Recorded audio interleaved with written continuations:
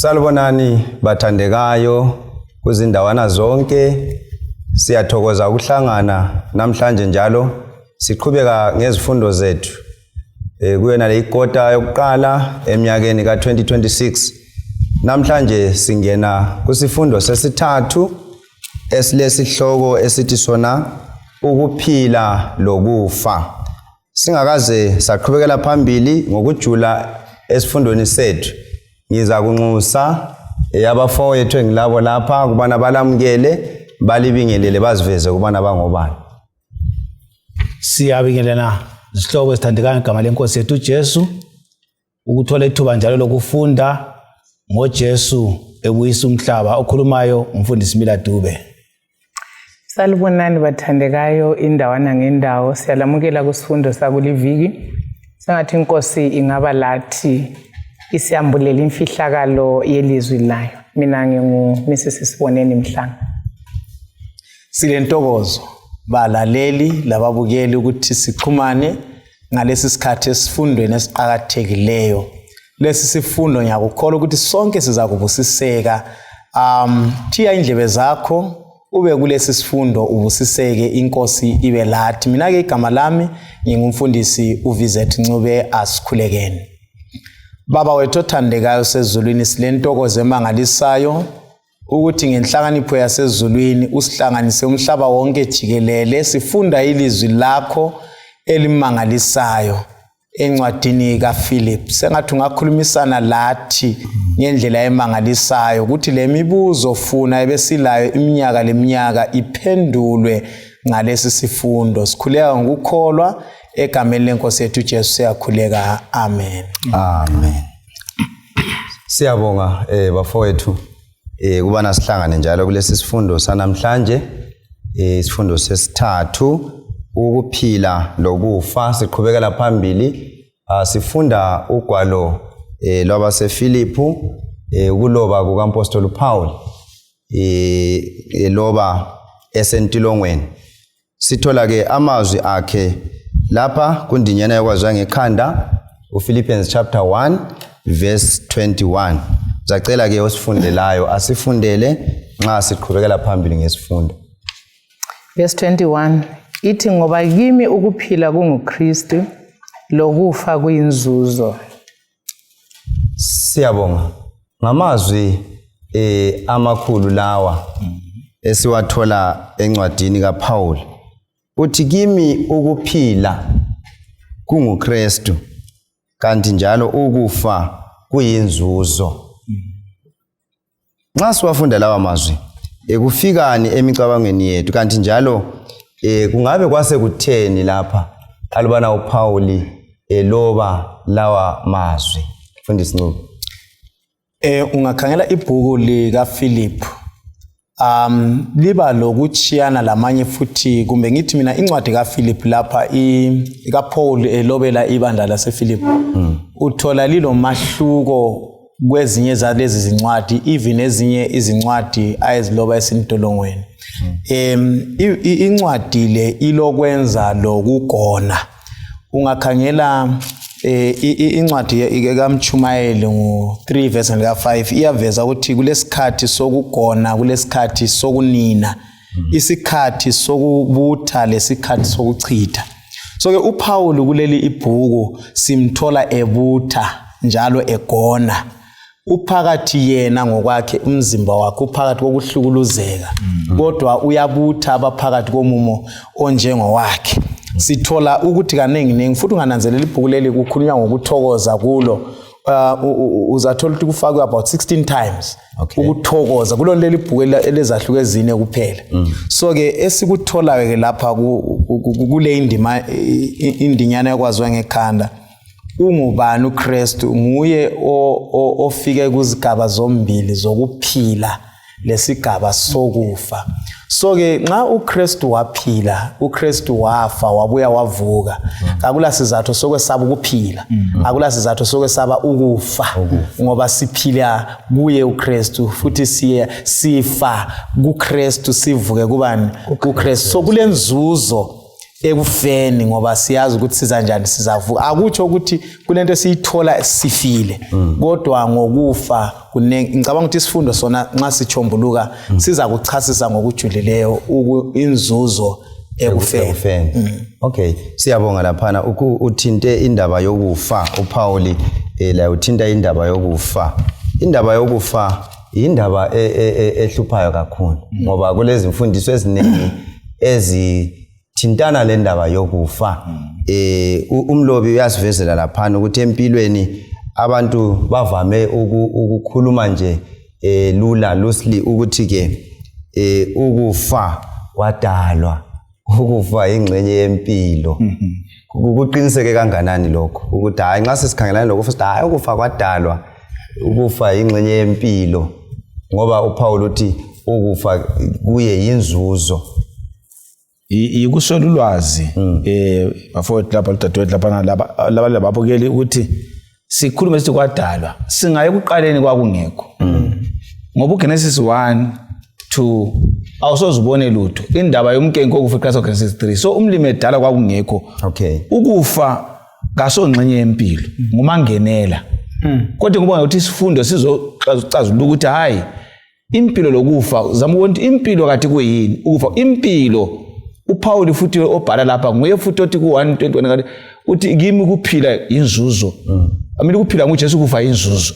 So afuna ukusivezela khona ukuthi nxa siphila ngoba impilo ivela kuJesu wayifakayo. So kumele ukuthi mina njengomKristu futhi lempilo yami ifakaza impilo kuKristu. Okay. Nxa ngingalala abasalayo bafakaza ukuthi uphumule umele usuku ngoba ngiphumula kuJesu angiye ezulwini. Ngoba lo Paul ufana uyabhala ukuthi abafile abazento. So mina ngiyaphumula phana angiye ezulwini ngimele ukuza kwaJesu. So uPaul uzosivezela ukuthi ukuphila nxa silo Kristu kuyintokozo ngoba kuveza izithelo zakomoya. Nxa ngisifa ngilo Jesu ngiyibhenki esibhenki ukuthi uJesu nxa ebuya ngibalelwa kwabaphilayo ngoba ngizavuza nsiye ekhaya. Kodwa kangihambe ezulwini ngoba uPaul uzasiveze ecina ukuthi hayi vele ufile ulele ulendele usuku uzaba siyana. Okay. Yazi umfundisi nxa iveza lokho kulomnye umfanekiso lethwa ngu-Ellen G. White ku-Ministry of Healing. Ansayikhumbula kuhle ipage but nxa ikhuluma ngokusebenzela uNkulunkulu uthi kufanana lenkabi ephakathi laphakathi ngapha kwalo kule jogwe ngapha kule altar. So umfundisi uthe ekhuluma kwafika kimona lo mpikitsha ukuthi umpostoli Paul akutsho yikho khonokho ukuthi nxa ngisebenzela uNkulunkulu ngikuseyivisi ngiready ukuba sejogweni emsebenzini kumbe ukuleywa as a sacrifice ukufa nginikelwe. So umpikitsha lo uyafika ukuthi yikho akutshoyo nxa isithi kimi ukuphila ngoKristu. Utsho ukuthi as long ephila yena impilo yakhe yonke uyaphakamisa uJesu uyachumayela ivangeli. So abe sesithi ukufa kuyinzuzo. Efile njalo ivangeli liyaqhubeka lihamba ngokufa kwakhe. So utsho ukuthi either way usebenzela uNkulunkulu ephila kumbe efile. So ivangeli liyahamba ngemumo yombili uPaul uletha. Siyabonga dadewethu. So siyakunanzelela ke laphana ukuthi ukuphila kumele kube ngoKristu. Ukufa njalo uKristu kumele njani aphakanyiswe ngokufa kunjalo. Umlobi uyasivezela ke laphana ukuthi hey impilo imfitshane kakhulu. Kuyadinga ke ukuthi ke umuntu nxa ephila abe lendonsela enhle ukuze ukuthi nxa uphila uKristu umphakamisa. Kanti la nxa usufile izenzo zakho zisale zimphakamisa futhi ubani uKristu ngoba impilo injani emfitshane. Ngicela ke usibambele laphana uPhilippians 1 ivesi ngo19 lo 20. uKristu uyaphakanyiswa. Sizwe ukubana uKristu uPaul uthi uphakanyiswa njani uKristu ngempilo yakhe kuona lamavesi amabili. Verse 19. Ngoba ngiyazi ukuthi ngemikhuleko yenu la ngosizo lukamoya kaJesu Kristu okwenzakale kimi kuzaletha ukukhululwa kwami ngokuchiseka ngilindele njalo ngithemba ukuba angiyikuyangeka la ngayiphi indlela kodwa ngiza kuba lesibindi esaneleyo ukuze kuthi khathesi njengenjwayelo uKristu uzaphakanyiswa kimi loba ngokuphila loba ngokufa. Siyabonga. Nanka amazwi aqhakathekile lapha nakhuluma izinto ezimbili lapha. uPaul kuyini ayekukhangelele nxa wayebhala elapha esentolongweni. Kanti njalo okunye sikutholayo lapha kuyini okwakumqoka kakhulu kuPaul nxa sikhangela indlela abhala ngayo lapha ekakhulu uverse 20. Uverse 20 nginanzelela ekugcineni kwakhe uthi uKristu uzadunyiswa emzimbeni wami loba ngokuphila kumbe ukufa. Ngicela ukufaka isibonelo esimangalisayo singithathekisile isifundo lesi nxa bengifika lapha. Ungakhangela incwadi yamaHebheru ngo11 kukhulunywa amaqhawe okukholwa. Amaqhawe okukholwa amabili kuyaphikisana ukukholwa kwabo kodwa kuliqiniso. iBhayibheli lithi ngokukholwa kuverse 4 ngokukholwa uAbela wafa nyefinqa ngokukholwa uAbela wafa. So ke ngilanda ngomzimba wami nxa kusithi ukufa njengoAbela ngokukholwa Abela kanjani wafa. Kodwa verse 5 abesithi ngokukholwa uEnoch waphila. Yeah, so engakholwanga uAbela ngabe waphila funa. Engakholwanga uEnoch ngabe kanjani wafa funa. Kodwa lalamhla uEnoch kanjani uyaphila. iBhayibheli lisiveza ukuthi uAbela lanxa esefile usakhuluma. Ngifisa sinanzelele khona ukuthi ayisikuthi uyakhuluma kodwa impilo yakhe ephila iveze isimanga sokunikela esisibabaza lanini lalamhla. So kuthi uthi uchilo Mrs Mhlanga ukuthi ungafa wena lamhla kodwa ukufa kwakho kube intshumayelo edlula intshumayelo ichumayele unjani uphila. Kodwa ke uPaul lapha nxa eaddress uthi konke nxa ngalithola futhi ithuba lokuthi ngiphile umbuso kaSathane uyalimala. So ke ngezindlela uSathane uyaluza ngiphila uyaluza futhi nginjani ngifile. So ke ngicabanga ukuthi isifundo lesi siyasincedisa ukuthi singesabi ukumela uNkulunkulu ekuphileni lokuthi la nxa sesifile usingawasabeli futhi umsebenzi kaNkulunkulu ukuthi awusoze uhambe sesifile uzahamba. Siyabonga. So ngaleyo ndlela uKristu uyanjani uyaphakanyiswa. Okay. Lapho ngibona ke umlando esunikwayo lapha baba lalela babukela ukuthi kungumlando omkhulu ukuthi umuntu wonke ophilayo ungamukela njengomsindisi. So kumele ukuthi uKristu aphakanyiswe. So ngimele ngilungisele ukuthi nxa ngingachaywa imoto ngife kodwa ke impilo yami isaliphakamisa uKristu. Ngisiyangcwatshwa izenzo zami ziyakhulunywa ziphakamisa uKristu kube lomunyoza ambona uKristu aphenduke. So umlando uPaul uthi ukuthi nxa ngiphila ngizamphakamisa ngingafa omunye umuntu uzazi uKristu akade ngimphilela amthathe. So still ngisebenzile sengilele ngezenzo zami. Siyabonga. Mrs Mhlanga. Okay, umfundisi ekhuluma lapho ncube bengifikelwe ukuthi kule verse engikhumbula okusambulo 14 ethi ku verse 13 babusisi wabafayo befele enkosini. So sidinga ukufa sifele enkosini sifa sichumayela uthi ngoba imisebenzi yabo khangela ukuthi umpostoli Paul ukufa kwakhe kuyinzuzo sibili. Khangela ukuthi kathesi efile imisebenzi yakhe iyamlandela. Khangela incwadi ama-epistles even asale mfundwa ngamabandla lathi siwafundayo namuhla ukuthi kwaba yinzuzo. So uNkulunkulu angikwazi ukuthi mhlambe ngawaqhubeke ephila enxe wayabe endaweni eyodwa ngesikhathi sinye kodwa khangela ukuthi ukubhala kwakhe umhlaba wonke ugcwele ngemisebenzi yakhe. So kuyinzuzo ngaleso sizathu. Siyabonga balaleli lababukeli nxa sikhangela lindaba yokuthi uKristu uyaphakanyiswa. So kumele singakwesabi ke ukuthi sifela kuKristu. Ngize ngikhumbule umlobi uTertullian obhala ethi khona igazi lalaba ababulawayo the blood of martyrs is the seed of the church.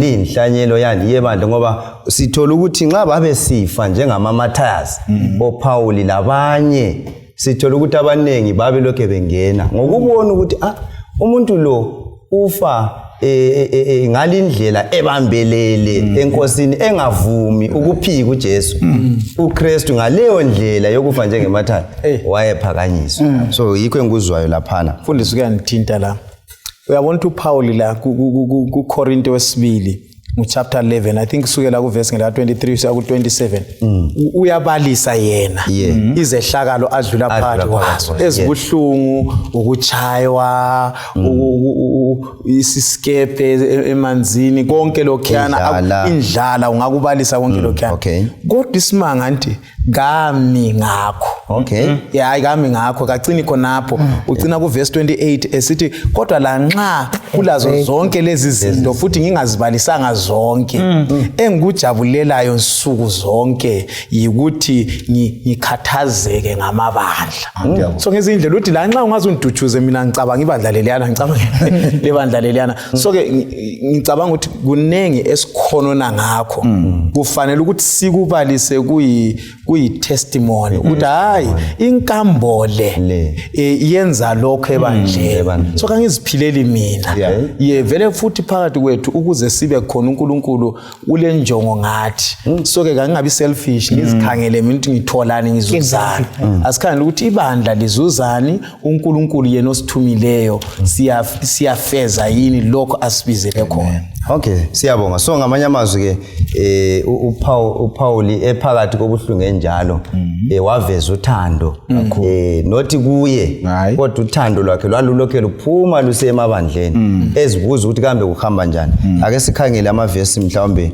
amabili u1 Corinthians 4 ivesi ngo14 usiya ku16 sizwe ukubana moya bani owakuPaul nxa wayephakathi ke kwale intilongo ezama ukubana uKristu aphakanyiswe uKorinto oqala ngo4 verse 14 to 16 ithi kangilobi lokho ukuba ngiliyangise kodwa ukulixwayisa njengabantwana bami abathandekayo la nxa lingabondli abayizigidi ezilithumi kuKristu kalilabo oyihlo abanengi ngoba kuKristu Jesu ngaba nguyihlo ngevangeli ngakho ngiyalicela ukuba lenze njengami so uPaul uletha budlelwano bani yena lebandla ubudlelwano abuletha ngalamazwi lapha sivezelwa indlela ababe lobudlelwano obubambekayo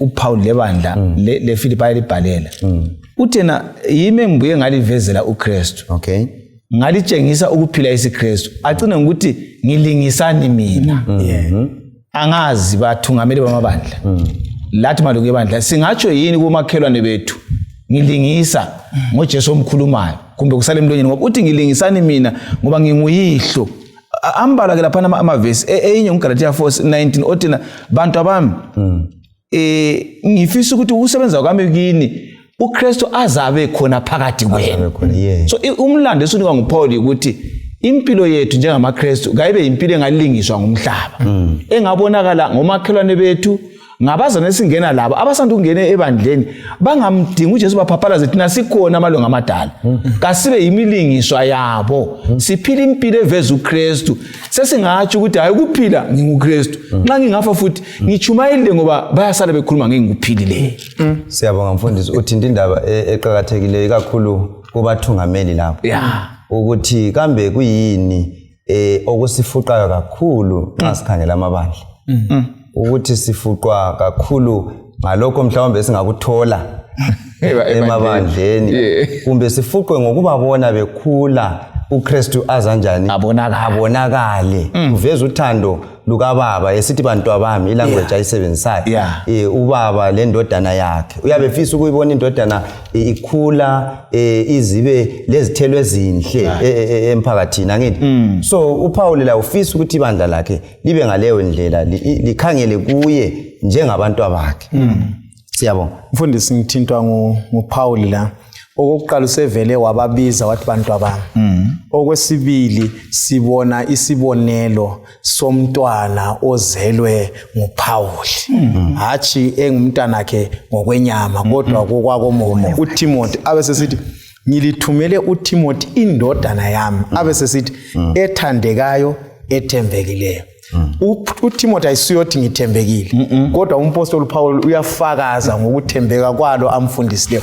Uzwa njani wena nxa ungumthungameli usubona omunye umuntu esesenza ngcono futhi kulawo kungonjani omsukulisileyo? Ngicabanga ukuthi khona okhana kuyakuncedisa enxa abantu abangotitshala kuyababusisa kakhulu nangu ngimfundisile kodwa sekuzinga elinjani eliphakemeyo. Ngicabanga ukuthi khona okhana nxa singakwenza njengabathungameli bebandla kuzasinceda. Siyabonga. Nxa siqhubekela phambili sizananzelela sidlula khona phana ukuthi uPaul ku 2 Timothy ngo3 verse 12 uyaveza ukuthi ke kumele sinanzelele ke ukuthi ayisikho ukuthi singalunga kuzaba mnandi konke. Hayi, uyaveza ukuthi ke kuza kuba khona ukuzingelwa lanxa sibambelele kuKristu. Yikho sikubona kuye uPaul laphana wachaywa wenziwa konke kodwa singadinga ukuthi kanti wayenze icala bani asilifumani lona lelo icala. Ngicela usibambele uPhilippians 1 verse 21 and 22. Sikhangela yona le ndaba ukuthi ukufa yinzuzo. Ukufa yinzuzo. Philippians 1 verse 21 and 22. Ithi ngoba kimi ukuphila kunguKristu lokufa kuyinzuzo. Uma ngingaqhubeka ngiphila emzimbeni lokhu kuza kutsho umsebenzi olezithelo kimi. Kodwa ke kuyini engiza kukhetha angazi. Kuyini esikuzwisisayo ke lapha uPaul kuyini afisa ukusivezela khona ikakhulu nxa sikhangela impikiswano enjani enkulu great controversy. Ngicela usibambele njalo singaka comment khona phana sifaka umunwe kule verse usibambele u2 Corinthians chapter 10 verse 3 to 6 bese siwahlanganisa ke lawa ama verse. 2 Corinthians chapter 10 verse 3 kusiya ku6. Ngoba lanxa sihlala emhlabeni kasilwimpi njengokwenziwa ngumhlaba. Izikhali esilwa ngazo akusizo zikhali zasemhlabeni kodwa zilamandla kaNkulunkulu okudiliza izinqaba.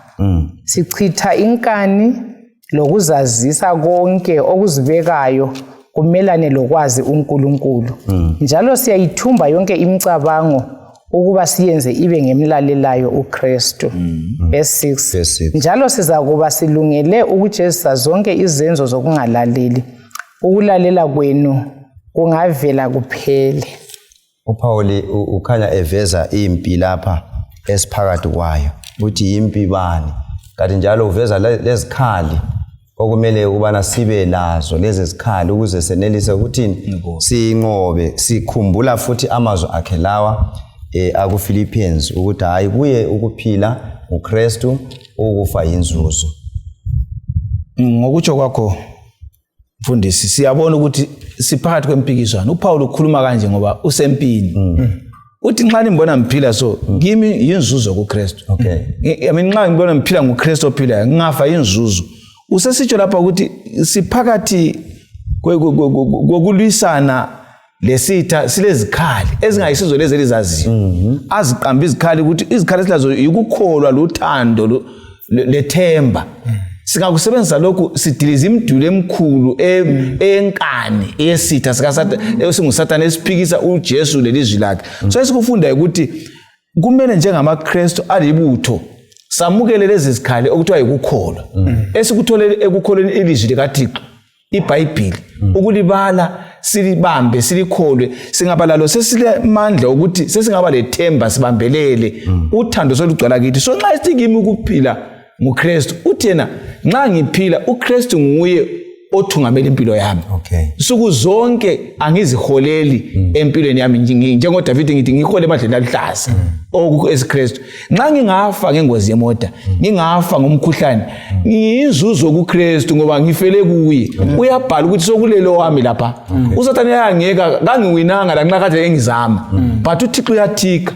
Abaseleyo futhi bathi ngenxa yemisebenzi yakhe siyaqhubeka sisenze lokade kwenza. So ngenye indlela impesi kuyo balalo babukeli yimpi edinga ukukholwa edinga ukwethemba nothando kuKristu siyanqoba ngaye. Siyabonga. Nxa ngikuzwa ke mfundisi lapho ngizwa ukubana ke impikiswano leyi ikhona. So uPaul nxa ebhala elapha entolongweni uyazwisisa ukuthi ke kulempi behind lokho kwenzakalayo ubotshwa kwakhe amaketane lani yena wabona okungale okuthi ukuthi lathi ke njengamaKristu kumele sizwisise ukuthi ke impi lezi zadlula phakathi kwayo kwesinye isikhathi usungahlukuluzwa ongelacala kuyamela ukuthi sibone okungale ukuthi kule great controversy lenkulu so bese sithwala ke izikhali lezo uqambe ilizwi likaNkuluNkulu waqamba ke umusa ukubekezela so ngamanye amazwi lokho kuyizinto kumele ukuthi kuhle kuphile phakathi kwethu singakangeni kuleyo crisis ngoba mhlawumbe ngiyacabanga uPaul ukuthi ngabe umlimi engamsizanga wabala lezi zikhali mhlawumbe wayengasoza wathola amandla ukuthi asibhalele ngendlela asibhalele ngayo njalo ekhuthaza abanye laphana so umbuzo khona lapha ukuthi kambe ndlela bani ongathola induduzo lamandla kuKristu ikakhulu nxa unanzelela lokho uPaul adlula phakathi kwakho mina ngicabanga ukuthi uPaul uphiwe izikhali zonke angitsho ephiwe izikhali zonke uNkulunkulu vele uyakwazi ukuthi anti great controversy so uNkulunkulu uyakwazi ukuthi uSathane uzasebenzisa izikhali bani ukuthi alwisane namaKristu so ngenxa umuntu lapha esehlonyisiwe uba lamandla okumelana lezikhali zikaSathane andithi impi senhlangothini ezingaki ezimbili so ke uSathane usebenzisa izikhali ezinjengokuyangisa ezinjengokwesaba ezinjenge peer pressure nxa ungayifanga leyo ndlela you know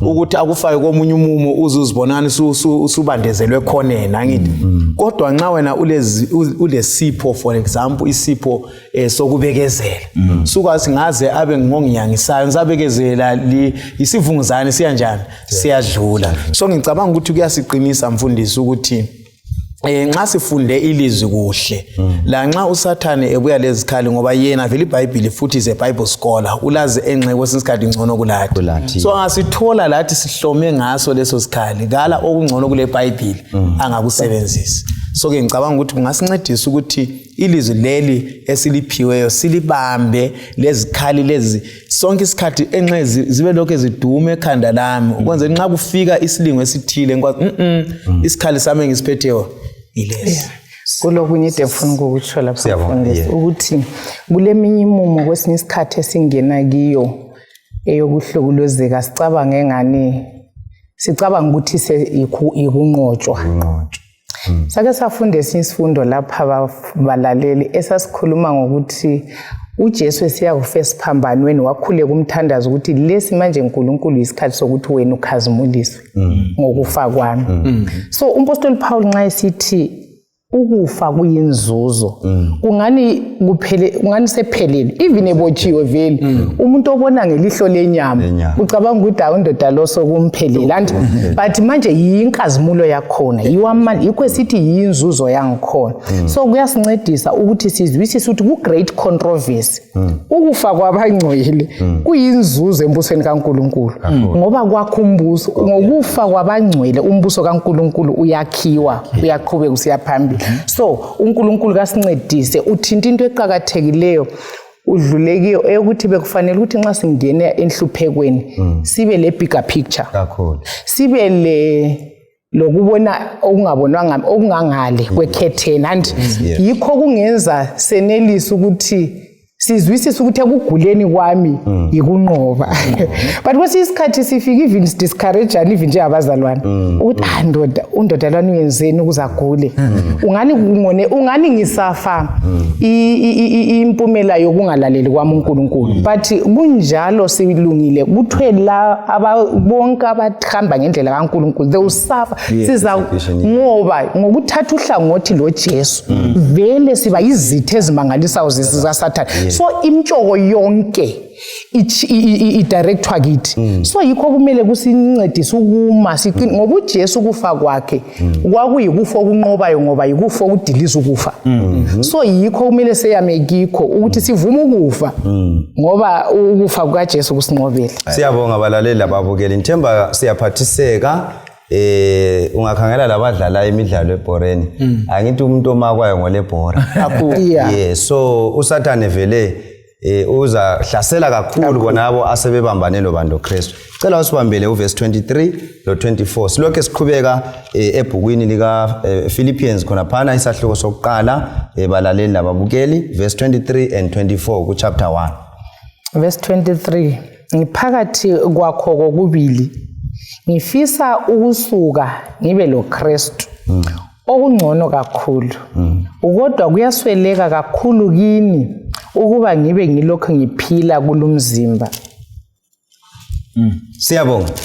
Nansi ivesi bafowethu lapha ivesi le ingani lezinto ezididayo nxa uyibala nje ku surface ngoba uPaul lapha uzwakale sithi ngiyafisa ukusuka to depart ngiye kuba lo Kristu kungcono kakhulu kona lokho kungabe kusitshoni lokho ukuthi umpostoli uPaul ukhulume ngokuthi ukufa kuyinzuzo. So abeseqhubeka ukuthi ngiyafisa ukuthi ngabe ngiyasuka ngibe lo Kristu kungaba ngcono kakhulu. Uverse 24 umbalila ngithi Yes, ngibalile.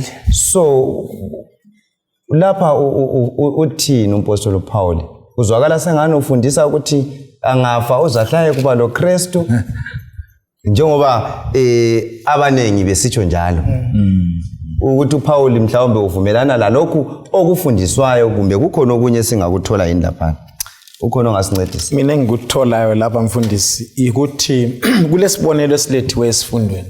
Yes. Esokuthi actually vele umuntu ophilayo yakwazi uzakufa kodwa ofileyo kazi njani lokho ku clear.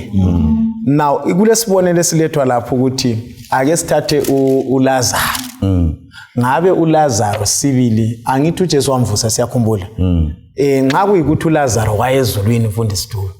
Wayezulwini sibili nangani sesezulwini inhlupha zisekho konke akusekho. Bese kuthunya ingilosi iye kuLazaro khona ezulwini ophilayo uLazaro. Hayi Lazaro abantu bakukhalela kakhulu ngale kakhulu udadewenu bakhala kakhulu so ke njengoba bekhala uJesu uthe futhi ukukhalela ukufa kwakho kukhalile emfeni yakho so ke hayi Lazaro suka ke ezulwini buyela emhlabeni. Ngibona ukuthi uLazaro wayengaphinda umkhonze umdala. Hayi so ke okuchiwoyo laphana ukuthi siyakwazi ukuthi ukufa kunjengokulala ngokutsho kweBhayibheli. So ke nxa sicimeza nje sizawavula futhi ini amehlo sengazathi kasizange vele silala ubuthongo obunjani obude. So mina ngicabanga ukuthi isifundo lesi siphendula enye yezimfundiso ezitshekileyo ukuthi umuntu ofileyo ngakho lapha usezulwini. So ke nxa kuyikuthi usezulwini indaba onokhala ungathuthi inyoka lapho baleka ayihle kulume phela uhlunjani ezulwini kuphele lokho. So ke kwesisikhathi lenye imfundiso esiyifundisayo thina siyifundisa sizwisisa umlimi uyasiveza ukuthi kungokwesikhatshana. Siyabonga. Sicela usibambele khonapho ukusukhomenta u2 Timothy chapter 4 verse 7 to 8 uzahlu ucommente ucomment 2 Timothy chapter 4 verse 7 to 8. Ithi ngilwile ukulwa okuhle umjaho wami sengiuqedile ukukholwa ngikulondolozile khathesi ngigcinelwe umqhele wokulunga inkosi umahluleli olungileyo ezanginika wona ngalelo langa njalo kungayisimi kuphela kodwa bonke futhi abachisakela ukubonakala kwayo. Ngizama ukufithizela kulokho ukukhuluma lapho ukuthi uPaul lo wanti nguye okhulumayo kodwa ngapha nxa ebhalela uTimothy uthi hayi ngilindele umqhele wokulunga umahluleli azanginika wona. So ngamanye amazwi uPaul lapha uyakuzwisisa ukuthi khona hayi umqhele ireward izabuya mhla umahluleli ebonakala. Ufuna ukuthi nimhlo. Okay, kule verse engicela ukuthi siyifunde ngicela ukuyifunda eku2 Peter chapter 3. Iverse ngu15 ukhuluma ngokuthi umpostoli Paul ithi uPaul walilobela ngenhlakanipho uNkulunkulu amupha yona. Uverse 16 uthi uloba ngendlela yinye kuzo zonke izincwadi zakhe ekhuluma lezi zindaba kuzo. Izincwadi zakhe zimumethe ezinye izinto okunzima ukuzizwisisa ukuthi abantu abangaziyo labangaqinanga bazihlanekele njengabakwenza kweminye imibhalo okuzaletha ukubhujiswa kwabo. Ngizama ukukhangela ukuthi uthe ungenisa indaba le wavuma ukuthi abanengi bayawutwist umbhalo lo bacabange ukuthi umuntu engafa uyezulwini and kuyachunyayelwa ezimfeni eziningi sesikuzwile. So basebenzisa imbhalo enjengayona leyo ukuthi bayilethe imfundiso enjalo, kodwa ngicabanga ukuthi lumbhalo uyasincedisa ukuthi nxa sifunda lezi ngwalo ezikampostoli Paul kumele sizikhangelele eduze kakhulu futhi umoya ingcwele esisiza ukuthi sizizwisise. I-comment yami ilami ukuthi umpostoli Paul ubhala sengathi uthe kuhle ukuthi asuke aye kuKristu. Anti ngabe ngiyasuka ngiye kuKristu. Ungani ukhuluma ukuthi angafa usehle siya ezulwini. Ufana la indlela ekulotshwe ngayo lapha ifana la ngendlela uJohana bhala ngayo kuJohn 5. kuJohn 5. Nxa ekhuluma ngokuthi kuyafika isikhathi sokuphela, ababi bavukele, abalungileyo bavukele ukuphila, ababi bevukele ukulahlwa. Okay. Even kuDaniel 12 verse 2 uthi abanye bavukele empilweni abanye kulahlweni. So nxa imbhalo enjalo siyikhangela kungani izinto eziyenzakala zilandelana. Kodwa uzananzelela ukuthi kuyabe kule 1000 years abakhuluma ngazo la, ngoba abalungileyo nxa bezavuka uJesu esiza kuyahlala 1000 years ababi bengakavuswa. Uyabona? So umpostoli Paul ukhuluma ngokuthi yena angafa namuhla kube sokusiba lo mganga kumbe lesikhathi esithile, but yena aza kubona next thing azayibona nguJesu ebeselo Jesu. So kumele sinanzelele ama text anjalo, sinanzelele ukuthi kuyabe kulethuba elithile izehlakalo zingalandelana. Siyabonga abalaleli lababukeli. Ngithemba siyaphathiseka kakhulu ikakhulu endabeni leyi eyokufa, ukuveza ukuthi hayi nxa umuntu elala kakula kuqhubeka kwesikhathi kuyo selele. Kakwazi ukuthi isikhathi siyaqhubeka. Nxa wafa kumbe sithi ngo 2000 khathesi siku 2026, so uyabe ngakwazi ukuthi sokule minyaka eminingi. So yikho Paul ekubhala ngalindlela ngoba wayekwazi ukuthi mhla elala evuka umuntu ambonayo ngubani? nguJesu. So waye lokukholwa khona lokho okubambekayo. Siyaqhubeka ngesifundo sethu uverse 27 uhluyefika kuverse 30 amavesi ethu okucina kusifundo sethu namhlanje. Ngicela usifundele khona laphana ukubana ukuma ngokubambana. uPaul uyabhala bese cina ngokuthi ke ibandla ufisa ukuthi ngabe liyama ngokubambana, stand fast in unity. Sizwe ukubana kusincedisa njani thina esiphila namhlanje indaba yokubambana. Philippians 1 verse 27. Yes, 27 to 30. Loba kusenzakalani lina ziphatheni ngendlela efanele ivangeli likaKristu. Ngakho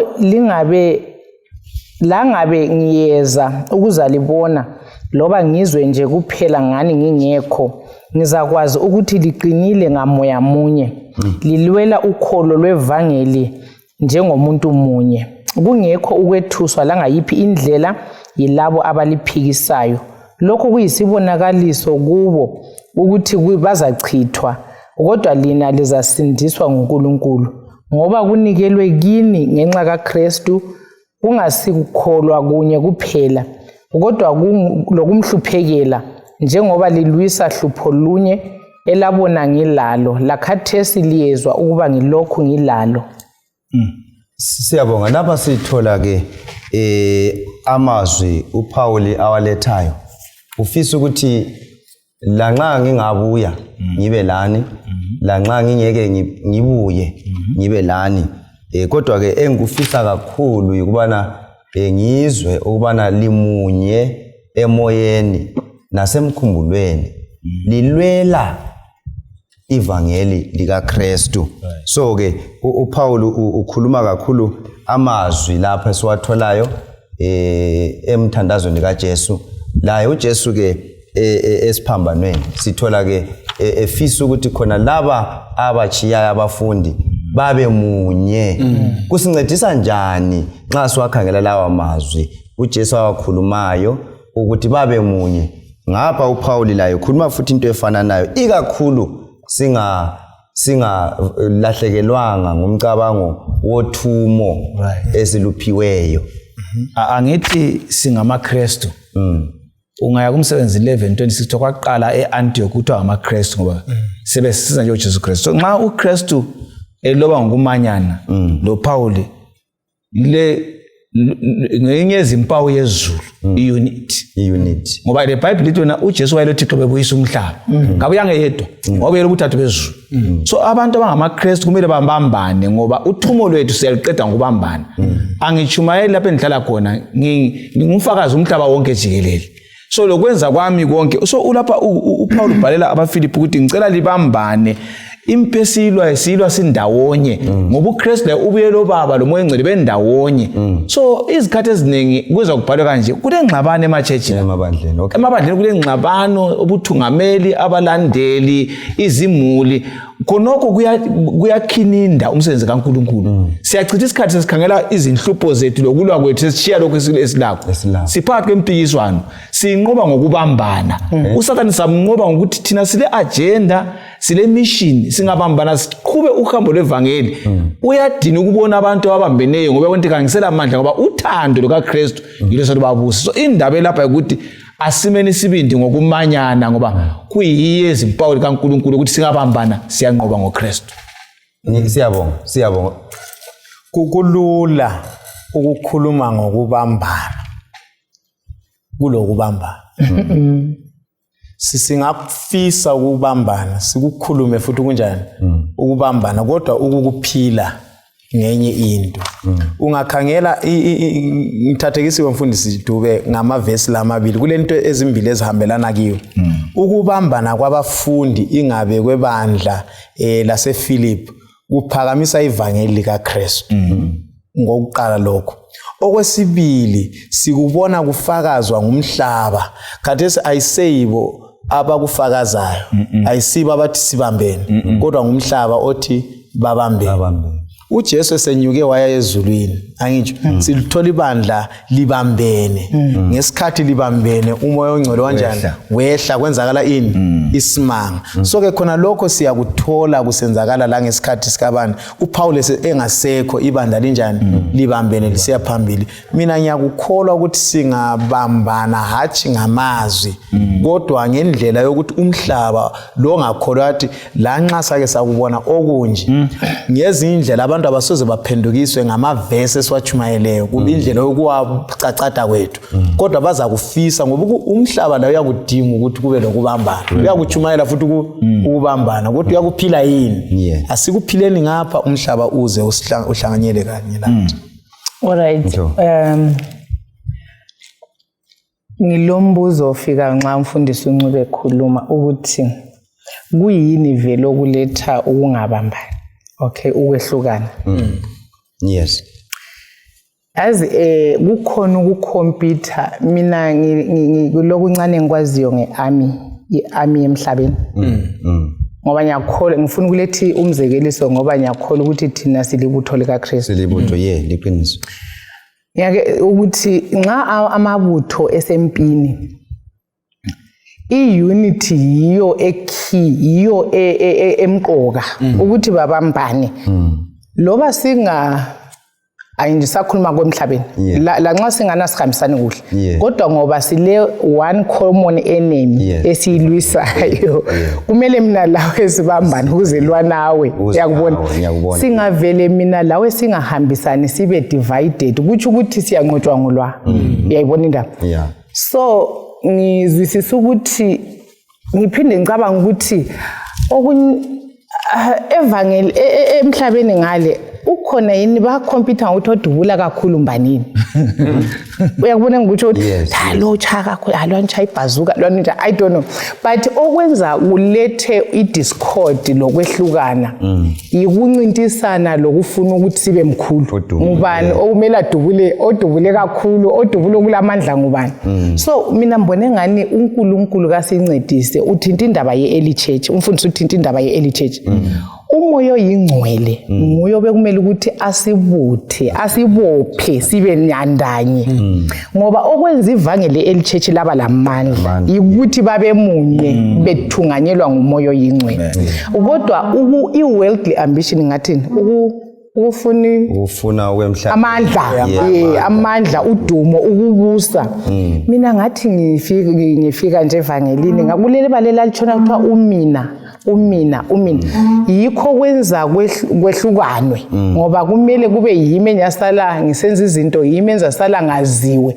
so uNkulunkulu kasincedise lapha ukumelana lamandla kaSathane andizulu lehlukana ezingilosi zalahlelwa la zazi kade zimunye ngani kodwa ipride ukufuna ukuba mkhulu kuloNkulunkulu kwenza ukuthi enye ingxenye yezulu ixotshe uyakuzwe sokuthi so ibandla liyakudinga ukuthi umoya oyingcwele abe phakathi kwethu ukuze asibambanise ende khonokho kuyakwenza ukuthi umsebenzi kaNkulunkulu uhambe ngamandla siyabonga siyakunanzelela ke kuqhakatheka kokubambana yikho Jesu wakufithizela kakhulu umthandazo wakhe lwana ukubana ngikhulekela ukuthi laba babe munye ba njengoba lathi sinjani simunye ngoba wayekwazi ukuthi bengehluleka ukubambana uthumo luzakuma noma imuli ubaba lo mama nxa behlala ndawonye bengabambananga akulalutho abangalufeza njengemuli so ukubambana simbi kuqhakathekile kakhulu noma nje sikhangela ibandla lilothumo olukhulu oluglobal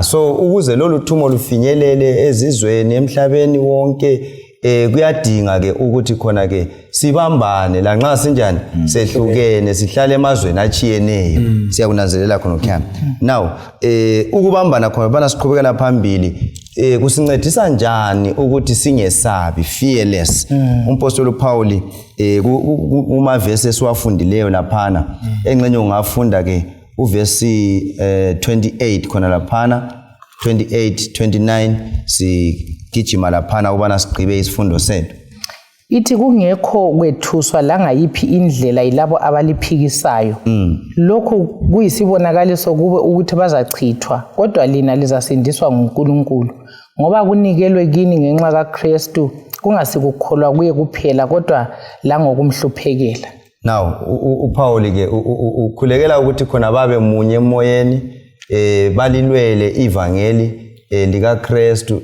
ebese sithi kungela kwesaba so ngamanye amazwi ukubambana lokho kuyazala ini ukubana kungabi khona ukwesaba now sikubona njani ikakhulu nxa sikukhangela ukuthi ukungabambani i-disunity iyingozi bani mhlawumbe nxa sikukhangela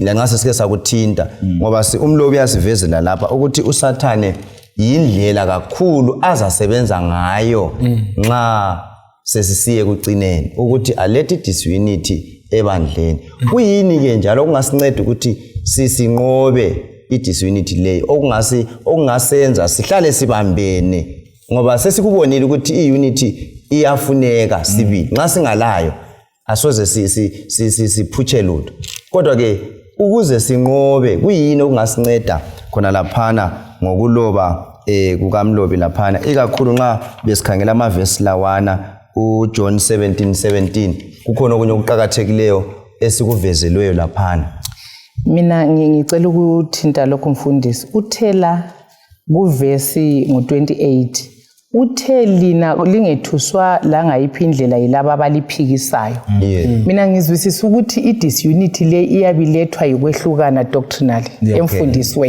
emfundisweni so abe sesithi khona bahlambulule ngeqiniso leyo sinika yona ngoba ilizwi lakho liliqini so okungasibambanisa kuphela ikukholwa kunye elizwini but ensukwini lezi sesiphila kizo ziningi imfundiso esezikhona ziningi kakhulu. Mina ngeke ngafika kwelinye ibandla lethu selilabantu abakholwa ukuthi uNkulunkulu ubuthathu bakhe ukuthi ufana leqanda, ukuthi kule shell, kule white, kule yolk. Liyakuzwa ezinami ukuthi so uSathane angavela sehlukanise lapha. Ukuthi ukuthi le mission kasafezeki ngoba nxa siyichumayela thina siletha okusembhalweni bakhona abadiliza umsebenzi wethu undoing our work. So yikho edinga ukuthi emfundisweni sifanele ukuba munye ngoba nxa besiphikisa kuthi ukuthi bamelana lokuhamba kwevangeli. So uNkulunkulu yikho edinga ukuthi sibe munye, but okungasenza sibe munye ngumoya oyingcwele. Nguye ongasichazela leli lizwi ngoba nguye walibhalayo. So ngaphandle kokuthi umoya oyingcwele azuza indawo yakhe achaze leli lizwi, sizakwahluka ngoba sizafaka interpretation yelizwi kulokho elingakutshoyo sibe sesisahluka. So sidinga umoya oyingcwele esithungamele lelizwini silamukela leli lizwi linye likaNkulunkulu. Siyabonga. Ngithemba ke siyaphathiseka balaleli lababukeli ikakhulu nxa sikhangela indaba yokubambana iyaletha izithelo ezinhle ezigoqela ukungesabi lanxa umuntu ozangena phakathi kwani kokuhlupheka. Ngamafitshane kulama verse lawana asoze siwabale wonke ngenxa yesikhathi sesifunde yodwa uMathewu 10 verse 38. Kodwa ngikhaya singazifundela umsebenzi ngu14 verse 22, uRomans ngu8 verse 17, 2 Timothy 3 verse 12. Okwalesi sikhathi ungasibambela uMathewu ngu10 verse 38 bese sithola ukubana ilani okungasincedisa kakhulu ukubana sihlale sibambene njalo singela kwesaba. Verse 38 ithi njalo lo ongathathi isiphambano sakhe angilandele kangifanelanga. So iverse le isincedisa ukuthi sizwisiseni ukuthwala isiphambano kusincedisa njani ukuthi sihlale sibambene. Atsho isiphambano kwakuziluhlupho olwawela ngoKristu efela izono zethu. So isiphambano mbona zinhlupho. uKristu uthi nxa ungasangene ehluphekeni ngenxa yegama lami kuthi ukuthi awungeke ungilandele. So lapha ivesi lesitshela ukuthi ukuhlupheka ngenxa kaKristu ingxenye yabakhonzayo. So singesabi ukuhlupheka, kasimanyaneni njengebandla, sikhulekelane njengokutsho kwaPauli, sikhangele uKristu onguye oqalisela uhambo uzaluthutsha ngoba isiphambano wasithwala wavuka wanqoba. Lathi kasithwaleni izinhlupho lezi ngoKristu esichawa nguSathane ngenxa yegama lakhe, siyakunqoba ekugcineni singesabi.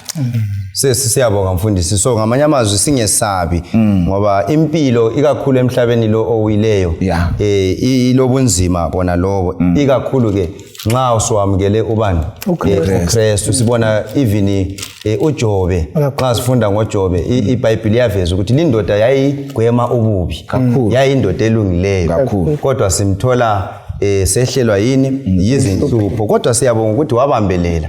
Yikho esikufundiswe nguMathewu 10:38 lapha ukuthi siqhubeke ngokukholwa, sithwale ini iziphambano zethu lanxa kusitsho ukubana sifela ini ukukholwa kwethu. Ngithemba kuyasiphathisa lokhu balaleli lababukeli. Bengifuna ukutsho something. Okay, uza sinika ke i-comment yakho kube ngamazwi akho okucina olawo. Mfundisi Ncube usinike lawe i-comment, umfundisi uDube asinike i-comment abe sesivalela laphana ukuthi nxa sisigoqa ke lesi sifundo singasigoqa njani ikakhulu nxa sikhangele lokhu Pauli akulobileyo ngokuthi life and death, ukuphila lani lokufa esentolongweni. Siyabonga mfundisi. Bengifisa ukuthi ngithinta ukuthi bekumele ukuthi uJesu nxa simamukela sihamba laye kulimpilo sizimisele ukuhamba indlela ayihambayo kakhulu, ngoba nxa uJesu wahamba indlela yameva ethonta igazi, thina singangena njani embusweni wakhe singayihambanga leyo ndlela? Ulaka lukaSathane luthelule bonke abakuma loJesu ngoba ulaka lwakhe lu-against uJesu. So wonke omi loJesu uyisitha esikhulu sikaSathane. So sifanele ukuzimisela ukuthwala isiphambano, sizimisela ukuhlupheka lapha. Ngani? Ngoba ngenxa yentokozo ebekwe ngale ekuqineni. So uthinta indaba kaJobe, uJobe okumeza abekezele athi lo mkakho ukhulumiswa kwesiphukuphuku wayebona ukuthi umkakho ubona izinto zakhathesi azubuhlungu bakhathesi, but uJobe uthi ngiyakwazi ukuthi umhlengi wami uyaphila uyakuma ekupheleni kwani kwesikhathi kwezinsuku. So ulikho esikudingayo ukuthi sihambe lo nkulunkulu kathese kuhluphekeni futhi nxa sihamba laye siza kubusa kanye laye. Abanye bethu siyesaba ukuhlupheka lo Kristu kodwa siyafuna ukuyabusa laye. Hayi kodwa indlela yokuyabusa iqalisa ngesiphambano sibe sesiyakwamkelisa imqhele. So uNkulunkulu kasinike ukuthi lezi umpostoli Paul uyabhala lapha ku 2 Corinthians 4:17 uthi ukuhlupheka kwesikhatshana. So uthi ukuthi impilo yokuhlupheka vele temporary kodwa kule eternal life engale yiyo kumele ukuthi sihlupheke sikhangele sipress towards the mark. Siyabonga mfundisi Ncube. Mina ngithintwa indinyana yowaziwa ngekhanda la ngendlela afake ngayo umpostoli Paul uthi kimi ukuphila nguKristu ukufa inzuzo. Ngicabanga ukuthi kayibhalanga engananzelele kaqali ngokuthi ukufa inzuzo uqala ngokuthi impilo nguKristu. Angithi kungani impilo kunguKristu? Kungoba uKristu uyihambile indlela yokuphila yonke, uyihambile indlela yani yokufa kanjani wayinqoba. Ungafunda incwadi kaMahebheru 2 verse 14 no 15 kulapho esivezele khona ukuthi uKristu wafa ukuba achithe amandla okufa abuye achithe umsunguli wani wokufa asuse lokwesaba kithi ukwesaba ini ukufa. So ke ukufa sibhekaneni lakho nxa sisifa asifeleni kuKristu, nxa siphila siphileleni ubani uKristu. Khonokho kuzasiqinisa kunkambo yokukholwa lasemsebenzini. Okucine ngifuna ukukutsho ukuthi ukubambana okukhulumileyo mfundisi asibambaneni siphuma emhlotsheni echiyeneyo izimpi ezingabe zikhona lolu thumo lufinyelela inhlobo yonke indimi zonke abantu njani bonke asibambaneni siqedise umsebenzi wevangeli. Balaleli kuzasincedisa khona lokho ukumela izwi likaNkulunkulu. Siyabonga mfundisi Dube lilodwa. Siyabonga zihlobo ezithandekayo sinqobile ngoKristu uphakathi kwethu lobuthathu bezulu singabambana siphila sisifa singabe inkosi. Inkosi sibusisa sicimezeni sikhuleke. Baba wethu siyabonga ukusikhumbuza ukuthi impilo yethu ikuwe. Ukulala njalo indlela wayivula. Sicela kungesabi sibambelele sigagadlele wonke oza kufunda lesi sifundo ithemba lethu libe kuJesu Kristu. Ngoba siyabonga siyakhuleka. Amen. Amen.